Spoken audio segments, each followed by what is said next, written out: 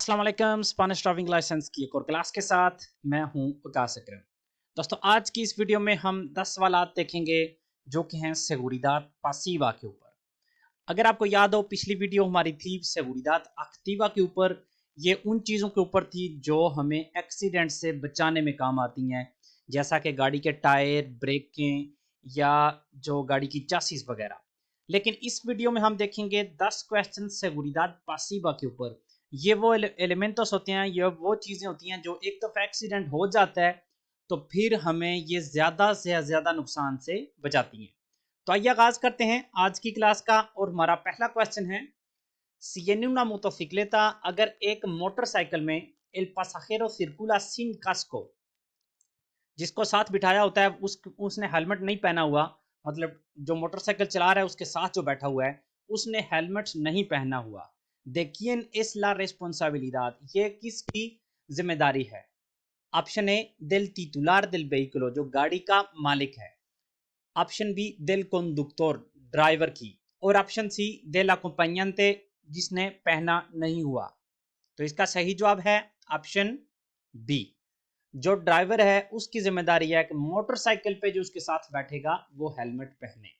गाड़ी में क्या होता है, गाड़ी में जो सीट बेल्ट नहीं पहनता ये उसकी जिम्मेदारी है, लेकिन मोटरसाइकिल में जो ड्राइवर होता है उसकी जिम्मेदारी है कि पीछे वाला हेलमेट पहने।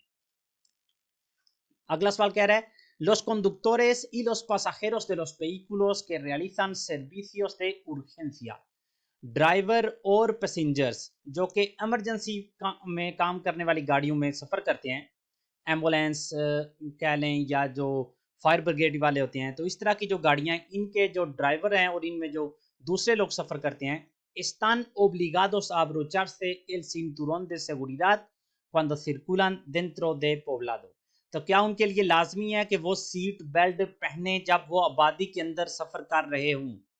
ऑप्शन ए कह रहा है los conductores no están obligados, los pasajeros sí, जो वो गाड़ियां चला रहे होते हैं, जो ड्राइवर हैं उन गाड़ियों के, वो उनके लिए लाजमी नहीं है, लेकिन जो पैसेंजर्स हैं या दूसरे लोग जो उनके साथ होते हैं उन्होंने पहनना होता है। Option B, los conductores sí están obligados, los pasajeros no, drivers ने पहनना होता है और जो साथ होते हैं उन्होंने नहीं। और ऑप्शन सी कह रहा है नो, नहीं। तो इसका सही जवाब है ऑप्शन सी।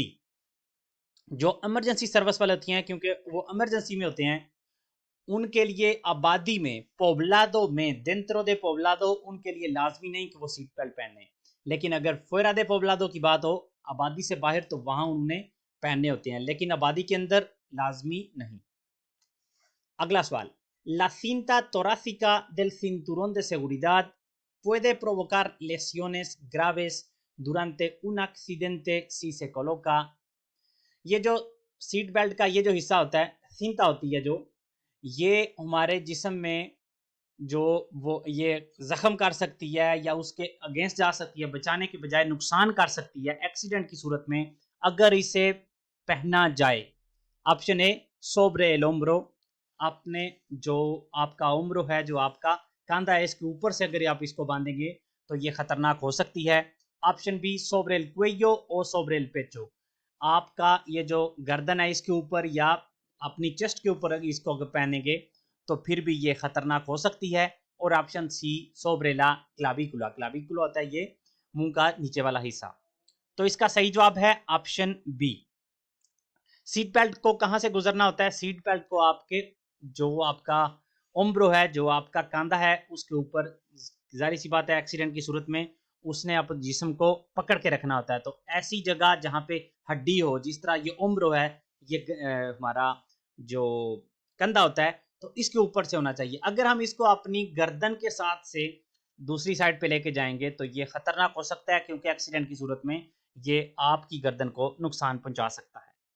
अगला सवाल, लॉस आयर बैग्स, ये आपको तस्वीर में नजर आ रहा है, आयर बैग किसे कहते हैं? ये जो हमारी एक्सीडेंट की सूरत में जो स्टीयरिंग है उसके अंदर से ये एक बोल्सा निकलता है हवा वाला।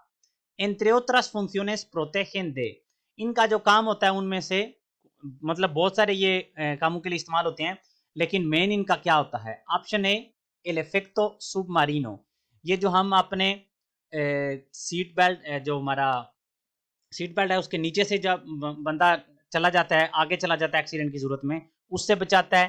ऑप्शन बी लेसियोनेस ओकुलारेस, आंखों को बचाता है या आंखों में जख्मों को बचाता है। और ऑप्शन सी लेसियोनेस सर्विकालेस y de impactos contra elementos del interior del vehículo, आपको दिमागी चोटों से बचाता है या आपका जिस्म गाड़ी के किसी भी और हिस्से से लगे उससे बचाता है।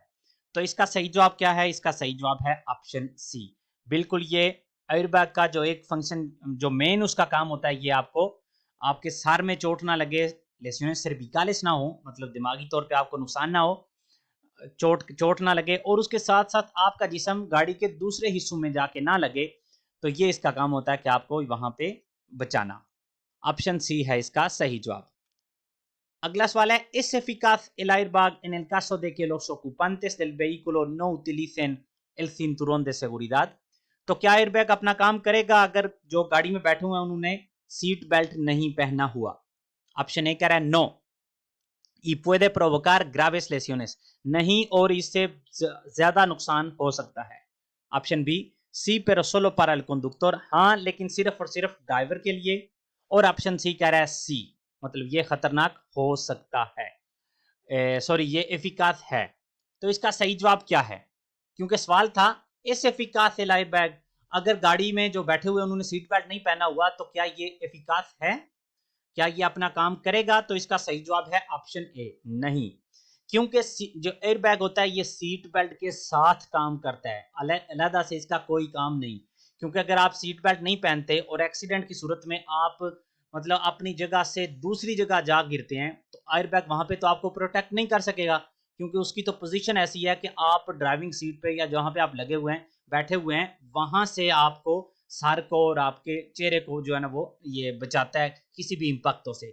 और अगर आपने सीट बेल्ट नहीं पहना हुआ तो आप वहां पे रहेंगे नहीं, तो इस वजह से ये एफिकास नहीं होगा, इफेक्टिव नहीं होगा।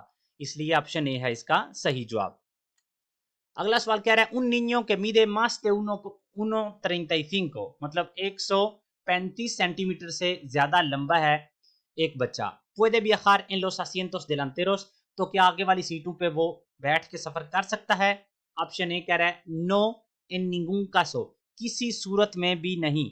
ऑप्शन बी कह रहा है सी pero solo si mide más de 1.50 metros, बिल्कुल कर सकता है अगर वो 1.50 मीटर से ज्यादा उसकी लंबाई हो। और ऑप्शन सी कह रहा है सी utilizando el cinturón de seguridad, हाँ, और वही सूरत में सफर कर सकता है जब वो सीट बेल्ट पहने। तो इसका सही जवाब क्या हुआ? इसका सही जवाब है ऑप्शन सी। जब कोई भी बच्चा 135 सेंटीमीटर या 1.35 मीटर से ज्यादा लंबा है तो वो आगे वाली सीटों पे बैठ के सफर कर सकता है। इसलिए ऑप्शन सी है इसका सही जवाब, लेकिन सीट बेल्ट उसने उस सूरत में लाजमी पहना है। वैसे तो सब नहीं पहनना होता है, लेकिन यहाँ पे क्योंकि ऑप्शन ये ठीक था तो इस वजह से हाँ कर सकता है सीट बेल्ट पहन के। अगला सवाल है un niño menor de edad, एक बच्चा जो अंडर एज है, y con una estatura de 1,25 metros या 125 सेंटीमीटर, और वो उसकी लंबाई है 125 centimetre, puede viajar en el asiento delantero de un turismo, तो अगर एक बच्चे की जो हाइट है उसकी वो 125 सेंटीमीटर है तो क्या वो आगे वाली सीटों पे बैठ सकता है?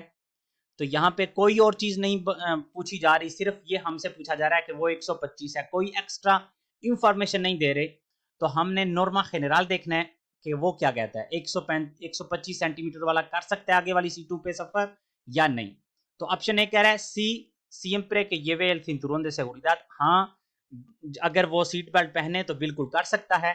ऑप्शन बी कह रहा है नो नहीं कर सकता, और ऑप्शन सी कह रहा है सी siempre que utilice un sistema de retención homologado, बिल्कुल कर सकता है अगर वो अपनी एज के हिसाब से कोई स्पेशल सीट उसकी हो।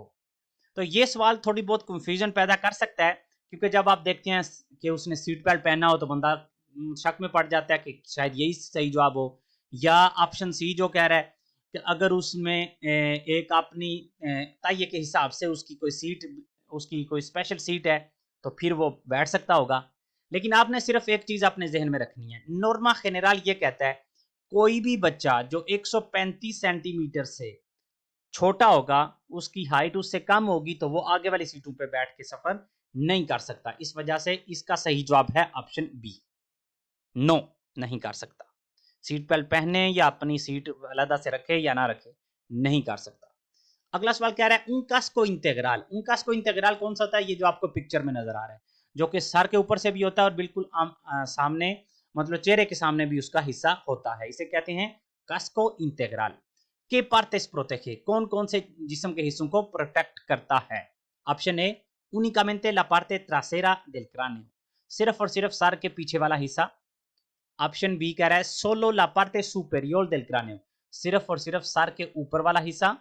और ऑप्शन सी कह रहा है ला cara y la cabeza, चेहरा और सर। तो इसका सही जवाब भी ऑप्शन सी है।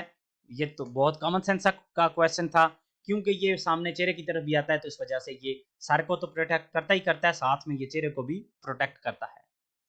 अगला सवाल कह रहा है cuál es el tipo de pantalla más recomendable para un casco। तो एक हेलमेट के लिए कौन सी ऐसी स्क्रीन है जो ज्यादा रिकमेंड की जाती है, जो शीशा उसके सामने लगा जाता है तो वो रिकमेंड किया जाता है?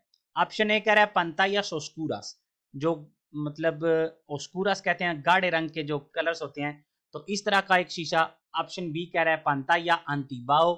antibao वो शीशा होता है, pantalla होता है जिसमें बाप नहीं बनता, बाओ कहते हैं बाप को, तो जिसमें बाप नहीं बनता। और ऑप्शन सी कह रहा है pantalla polarizada। pantalla polarizada होता है जो आपको ज्यादातर सन ग्लासेस मिसाल के तौर पे जो मिलती हैं वो पोलारिसादा होती हैं, क्योंकि ज्यादा सूरज की रोशनी वो अंदर नहीं आने देती। तो इन तीनों में आपको कौन सा सही लगता है? एक हेलमेट के लिए ऑप्शन बी है इसका सही जवाब।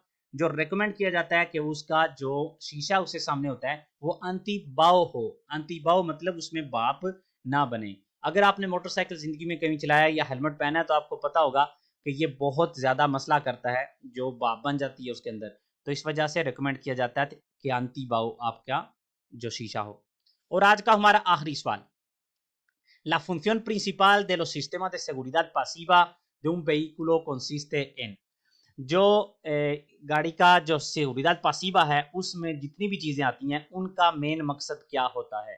इस वीडियो के शुरू में भी मैंने आपको बताया था seguridad activa वो होती है जिसको एक्टिव किया जाता है, वो चीजें जो कि एक्सीडेंट से बचाती हैं।